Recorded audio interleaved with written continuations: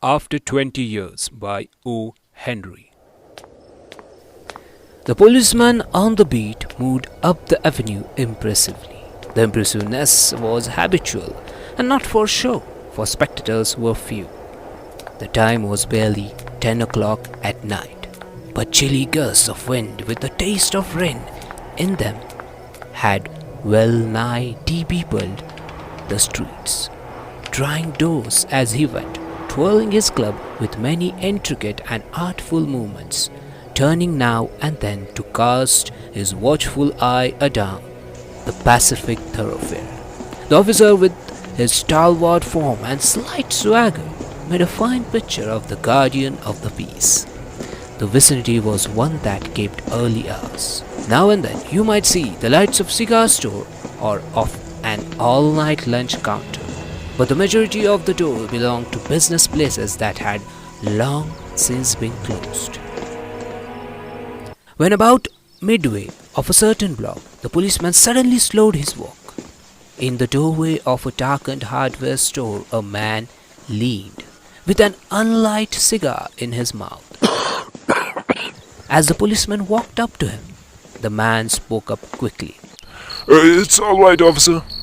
I'm just waiting for a friend. It's an appointment made 20 years ago. Sounds a little funny to you, doesn't it? Well, I'll explain if you like to make a certain. It's all straight. About that long ago, there used to be a restaurant where this store stands. Big Joe, Brady's restaurant. Until 5 years ago, said the policeman. It was torn down then. The man in the doorway struck a match and lit his cigar.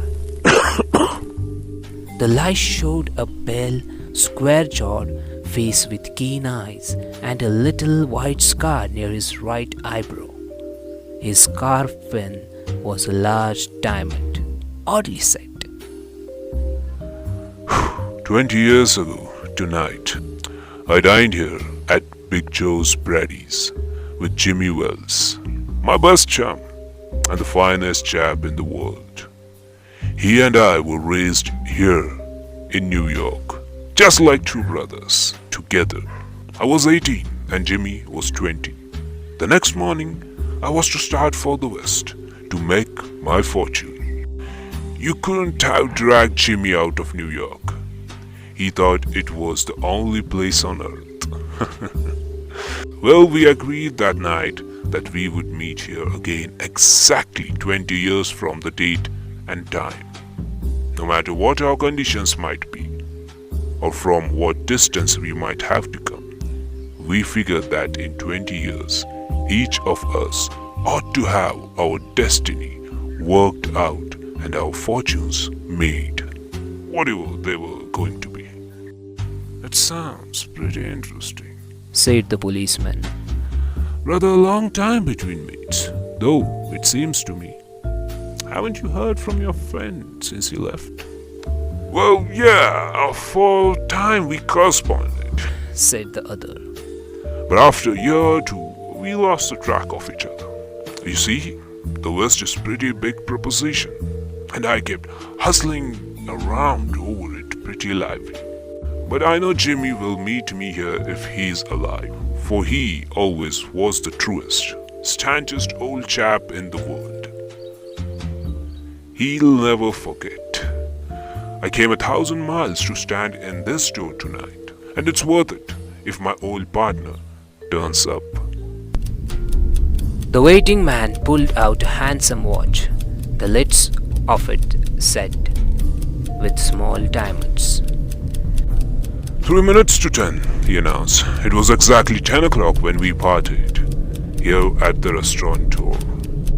Did pretty well out west, didn't you? Asked the policeman. You bet. I hope Jimmy has done half as well. He was kind of plodder. Though, good fellow as he was, I've had to compete with some of the sharpest wits going to get my pile. A man gets in a groove in New York. It takes the West to put a razor edge on him. The policeman twirled his club and took a step or two. I'll be on my way. Hope your friend comes up all right. Going to call time on him sharp? I should say not. I'll give him half an hour at least. If Jimmy's alive on Earth, he'll be here by that time. So long, officer. Good night, sir, said the policeman, passing on along his beat, trying doors as he went. About 20 minutes he waited, and then a tall man in a long overcoat with collar turned up to his ears hurried across from the opposite side of the street. He went directly to the waiting man. Is that you, Bob? Is that you? He asked doubtfully. Hey, is that you, Jimmy Wells? Cried the man in the door. Bless my heart, Exclaimed the new arrival, grasping both the other's hand with his own. It's Bob, sure as fate. I was certain I'd find you here if you were still in existence. Well. 20 years is a long time. The old gone Bob. I wish it had lasted, so we could have had another dinner here. How has the West treated you, old man? Bully, it has given me everything I asked it for. You changed a lot, Jimmy. I never thought you were so tall by 2-3 inches. Oh, I grew a bit after I was 20. Doing well in New York, Jimmy? Moderately, I have a position in one of the city departments. Come on, Bob. We'll go around to take a place I know of and have a good long talk about the old times. The two men started up the street, arm in arm, the man from the West, his egotism, enlarged by success, was beginning to outline the history of his career. The other, submerged in his overcoat, listened with interest. At the corner stood a drugstore, brilliant with electric lights. When they came into this glare, each of them turned simultaneously to gaze upon the other face. The man from the West stopped, suddenly released the arm. You're not Jimmy Wells. He snapped. You're not Jimmy Wells. 20 years is a long time, but not long enough to change a man's nose from a Roman to a buck. It sometimes changes a good man into a bad one, said the tall man. You have been under arrest for 10 minutes, Silky Bob. You've been under arrest. Apparently, Chicago thinks that you may have dropped over our way and advise us. She wants to have a chat with you. Going quietly, are you? That's sensible. Now, before we go on to the station, here's a note I was asked to hand you. You may read it here at the window. It's from Patrolman Wells. The man from the West unfolded the little piece of paper, handed him. His hand was steady when he began to read, but it trembled a little by the time he had finished. The note was rather short. Bob, I was at the appointed place on time.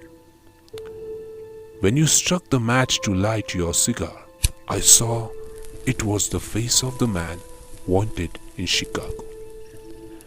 Somehow, I couldn't do it myself.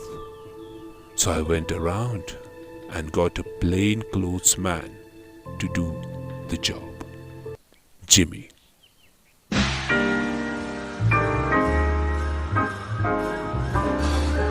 There's a long goodbye, and it happens every day when some passerby invites your eye to come her way. Even as she smiles a quick hello, you let her go, you let the moment fly. Too late you turn your head, you know you said the long goodbye. Hey everyone, this was Podcast Audio Specials After 20 Years, written by O.Henry. Well, I hope you liked this episode. I hope you liked this story and the show. If you liked it, make sure you subscribe on Apple, follow us on Spotify, and make sure you place a review. Your reviews are really important. Place your review on Apple Podcast. Thank you for listening. Thank you for streaming. This is AJAY TAMBE, host and producer of Preachy Audio's Starting Podcast. We'll come back with more Sunday specials in coming time. Till then, stay tuned and stay safe. Don't you try to be nice to me now. I'm leaving and it's goodbye. I ain't running after you in the rain when you're catching a plane. No more. Goodbye, goodbye, goodbye. I'm through this time and I mean it. In fact, I don't know if I ever even did like you except for your body. Your body was good. Well, let's say so long.